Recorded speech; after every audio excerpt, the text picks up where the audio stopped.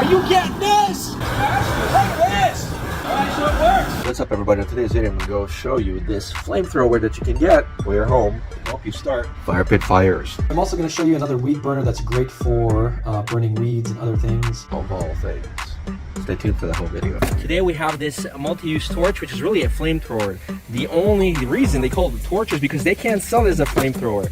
How does it operate? All you do is you get a propane tank. You can buy this pretty much at any store. Now over here there's a knob and you need to turn it counterclockwise. And then when you do, it's going to release gas, kind of like on a barbecue. And then the further you go clockwise, you can hear it, right? That's releasing the gas. And then you just press the trigger and that's how you light it up.